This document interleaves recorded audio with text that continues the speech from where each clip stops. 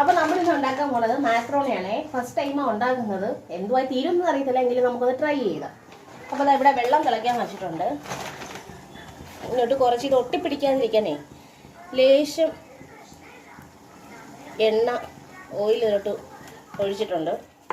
ഇത് ഈ പാക്കറ്റ് എന്ന് പറയുന്നത് 500 ഗ്രാമിൻ്റെയാണ്. അപ്പോൾ ഞാൻ പകുതിയേ എടുക്കുന്നുള്ളൂ, 250 ഗ്രാമേ എടുക്കുന്നുള്ളൂ.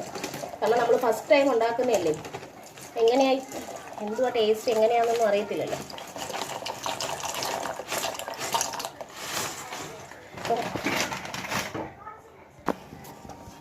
നമുക്കൊന്ന് ഇളക്കിയിട്ട് ഇതൊരു 5-8 മിനിറ്റ് വേണം കിടന്ന് വേവണം. അപ്പോൾ അവിടെ കിടന്ന് ആവട്ടത്. ഇതിൽ ആവശ്യത്തിന് ഇതിൽ പിടിക്കാനുള്ള ഉപ്പും കൂടെ ഇടണേ.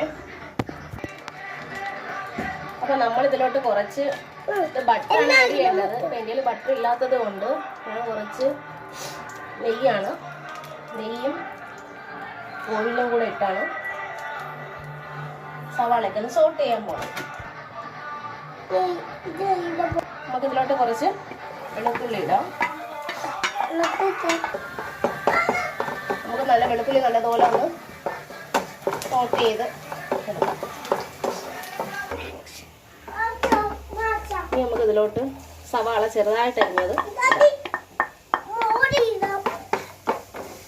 കുറച്ച് പച്ചമുളക് കൂടെ ഇട്ടിട്ടുണ്ടേ. ഈ പിന്നെ സവാള നല്ല ഗോൾഡൻ കളറായിട്ട് വഴന്നു വരണം.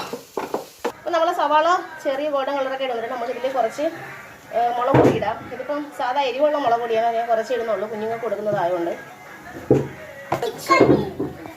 കുറച്ച് മല്ലിപ്പൊടി, മഞ്ഞൾപ്പൊടി, കുറച്ച് ഗരം മസാല കുറച്ച് ഇടുന്നുള്ളൂ. പൊടികളൊക്കെ നമുക്ക് നല്ലതുപോലെ മൂപ്പിക്കണം. പച്ച ചെവ വരാൻ പാടില്ല. നല്ലതുപോലെ പൊടികളൊക്കെ മൂത്ത് വരട്ടെ.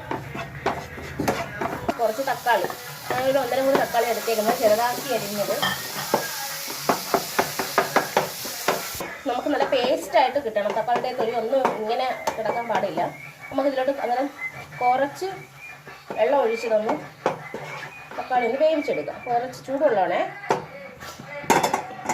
ആയിട്ട് വന്നിട്ടുണ്ട്.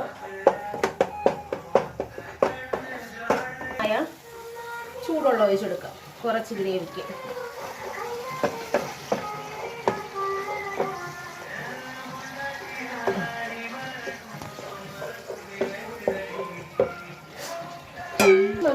ആവശ്യമുള്ള ഉപ്പിട്ട് കൊടുത്താൽ മതിയേ. കാരണം മറ്റേ നമ്മൾ മാക്രോണി ഇത് ഉപ്പൊക്കെ ഇട്ടാണ് വേവിച്ച് വെച്ചിരിക്കുന്നത്.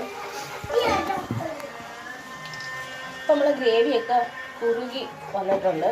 ഇതിലോട്ട് നമുക്ക് ആവശ്യത്തിന് കുറച്ച് പിള്ളേർ